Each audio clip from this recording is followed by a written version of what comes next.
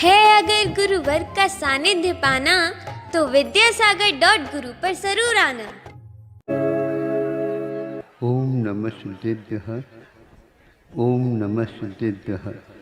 अहिंसा परमो धर्म की आचार्य गुरुवर श्री कुंद कुंद भगवान की, आचार्य गुरुवर श्री ज्ञान सागर मुनि महाराज की,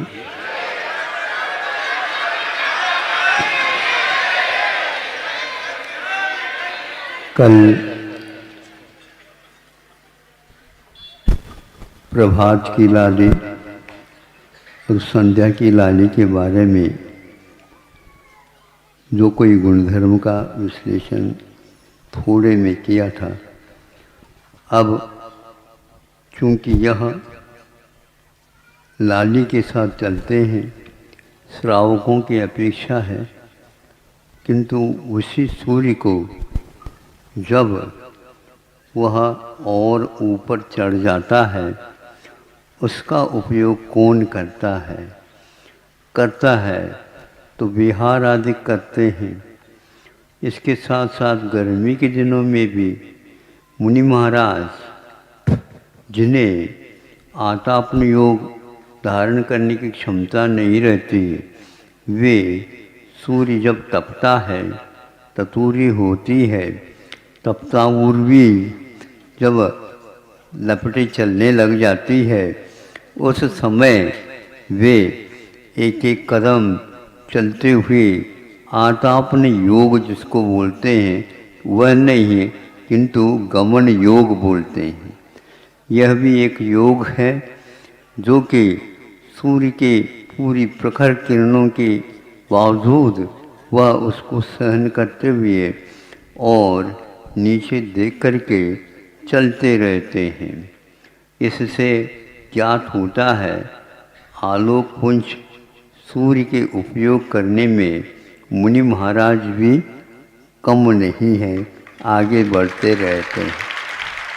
आप दूर दूर चले जाते हैं और वह सूर्य के डूबन को और उगन को दोनों को ही देखते रहते हैं और आनंद का, मनोरंजन का एक प्रसंग बना लेते हैं। गुरु जी तो ऐसे हैं कि वे इसमें भी आनंद का अनुभव करते हैं, गमन करते हैं गर्मी के दिनों में भी, और वह सूर्य के आताप को भी ओढ़ लेते हैं और उसका उपयोग कर लेते हैं और कर्म की निर्जरा में उसको एक निमित्त बना लेते हैं। एक तो परवश होकर के रहना और एक स्ववश होकर के उन किरणों के माध्यम से क्षुधा भी है, तृषा भी है, उष्ण भी है, आदि आदि बहुत सारी बाधाएं होने के उपरांत भी उसको बाधा न समझ करके वह अव्ययवाद सुख के लिए कारण बना देते हैं। ऐसे महाराजों के लिए बार बार नमस्कार हो। अब इतना ही नहीं, ये तो गमन योग हो गया, किंतु सूर्य जैसे जैसे ऊपर उठता है वैसे वैसे लालिमा को परिवर्तित करके वह ऐसे दिखता है, कोई भी मान लो भूल से देख भी ले एकदम यूँ कर देते। क्यों, क्या होता है? सूर्य से क्या परहेज है? परहेज तो नहीं महाराज, लेकिन वे देखने नहीं देते। हाँ, देखने नहीं देते। आंखें बंद किया करो। आंखें बंद करके भी सूर्य का त्रोटक बताया है, तो आप आंखें बंद कर दो। बंद करने के उपरांत भी महाराज बहुत तपन बहुत तेज होती। तो ऐसे ही मुनि महाराज होते हैं दीर्घ संगणन वाले, या अभ्यास के तौर पर जब से वो उदय को प्राप्त होते हैं उसी ओर ही देखते रहते हैं।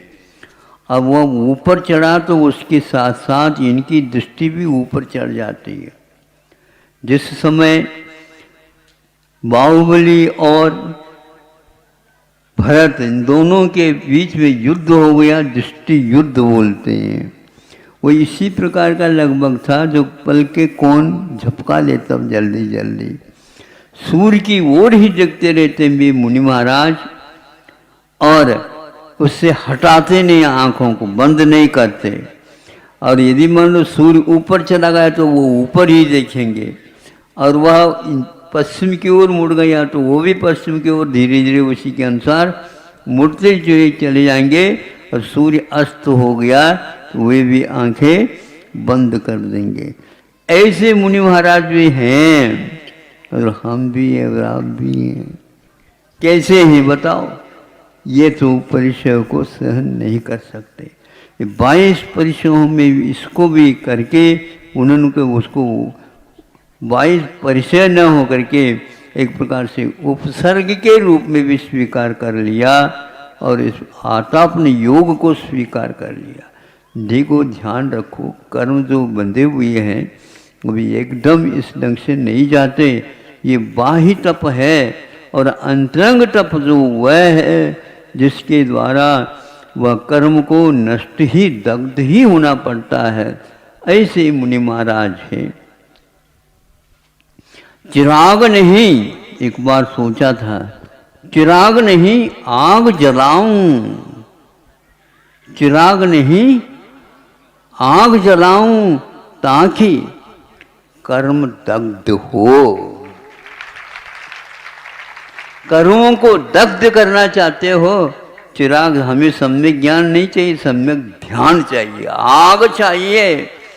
ध्यान की अग्नि के द्वारा ही उन कर्मों का नाश होता है, सत्ता समाप्त हो जाती है। ऐसा ध्यान, ध्यानाग्नि के द्वारा ही आग चाहिए। कैसे मुनि महाराज हैं, दुनिया जिससे भस्म हो जाए उस आग को नहीं, किंतु ध्यान की अग्नि के द्वारा ऐसे कर्मों को दग्ध करने वाले हैं।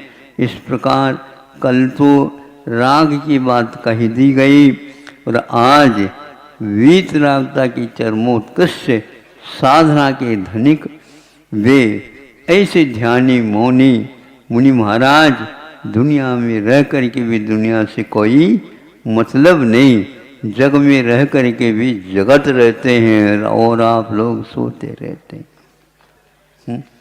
जगत में जगत रहते हैं, वो रात और दिन जगत में रह कर के भी जग में नहीं रहते, किंतु जगत रहते हैं। ऐसे मुनि महाराजों की उपासना भी, उनके लिए नमस्कार पहुंचाना भी कम बात नहीं है। हमने उनको ढूंढा, उन्होंने हमारे लिए कुछ बोला तक नहीं है। हम जब मिलेंगे तो अवश्य बोलेंगे। हम अहिंसा परमो धर्म की। आचार्य गुरुवर्षी विद्यासागर जी महामुनि राज की 7 तारीख को अक्षय तृतीया के दिन